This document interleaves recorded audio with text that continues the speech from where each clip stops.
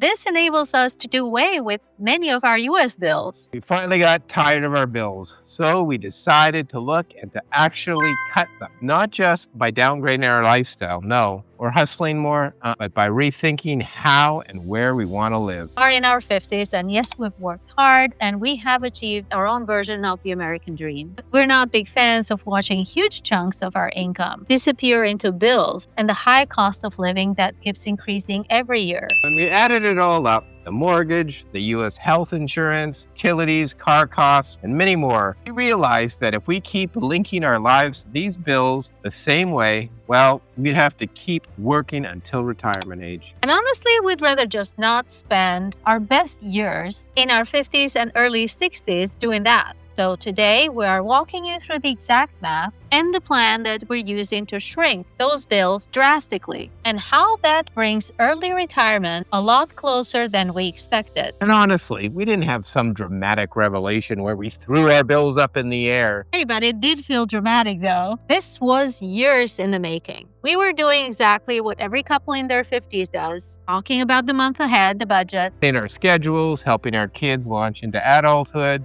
trying to set them up financially, helping our parents with healthcare appointments, and so on. It is mind-boggling to see how costly it is to live as an elderly person here in the US. Just a healthcare event can easily put you underwater. Let's not even mention the added surprise of doubling premiums in healthcare lately. The problem is we've got so numb to the rising cost of living in the US that we just kept accepting it as a simple fact that, yeah, this is what it costs to live here. And we rushed to do damage control, trying to figure out how to raise the finances to cover those increased costs. And that's when I asked you, are we doing this for 10 more years until we retire? That question stuck with me because I really didn't want the answer to be yes. We had to wake up from our automatic way of living. We have worked hard on our research these years and figured out a much smarter way for us in planning our retirement. We looked at our bills with fresh eyes. We started seeing the truth. We don't have an income problem. We have a cost of living problem. Yeah, we do. Here in the US, we do. It's so strange because we thought we were doing everything right. You work, you save, you buy the house, you get the cars, you pay the insurance. In your 50s and getting more serious about planning for your retirement or trying to be prepared for any untimely layoff that can force you into an unplanned early retirement, only notice one thing. How many years of your life do those high bills and high cost of living account for? And yes, it's not simply about money. It's about our years, our time. And at this age, in our 50s, we have realized that our time on earth feels more finite. Our time has become to us far more precious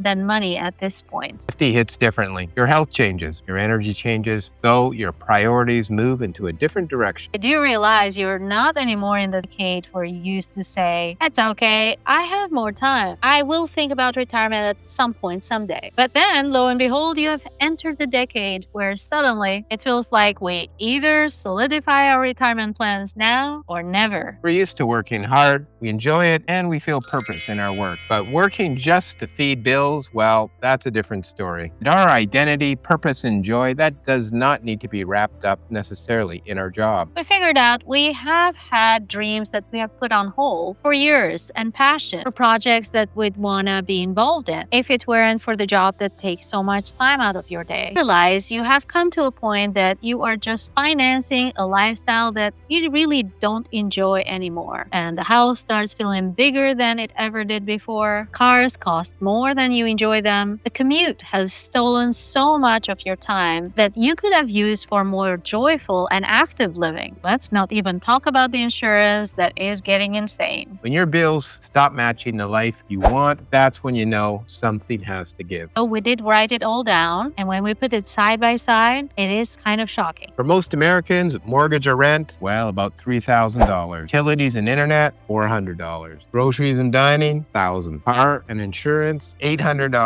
House insurance, $1,200. And these are just the basic bills. But does not reflect all of our cost of living here in the US. And that is before we even talk about saving for retirement or travel or replacing a roof. And in just basic living costs, Americans mostly shell out about $7,000 a month. That's $84,000 a year just to exist in suburbia. That is a lot of money to spend without feeling like you're getting a lot of life back. Then we compared it to the cost of living thing we've seen during our exploratory trips, mainly in Europe. Bring up Crete, Greece as an example. It's a great lifestyle, full of sunshine, which frankly, we're desperate for here in the Pacific Northwest, warm community, and so much more. Crete in Greece, those numbers for the cost of living really speak to us. So rent on average $800, utilities about $150, groceries and dining out about $600 a month, health insurance for two at about $250, travel and fun $400, in total about $2,200 for a fantastic lifestyle. That's like $26,400 a year. Can you believe that? Compare that to $84,000 in the US. Crazy part is that life does not feel cheaper there. It feels more like you're enjoying every bite of your dessert. I really don't know how else to explain it, but that dessert really speaks to me. I would say it feels like you get many years back in your life, and you're not working every second, just cover the basics. This made us ask a very simple question. If we can live the same or better lifestyle somewhere else in the world at 1/3 of the cost of our living in the US, why wouldn't we even consider it? It's not about running away from the US, more about running towards a life we would actually enjoy. And enjoyment is increased by ditching the heaviness of higher cost of US living. So Kevin signed me up for more sunlight, more walking, more time in warm communities, and becoming a part of life-changing kind of projects. Definitely inhaling more of the Mediterranean saltiness in the air. For the first time in a long time, retirement didn't feel as far away. We do talk a lot in this channel about how to find your early retirement freedom number. And honestly, we stopped chasing the $1 million or $2 million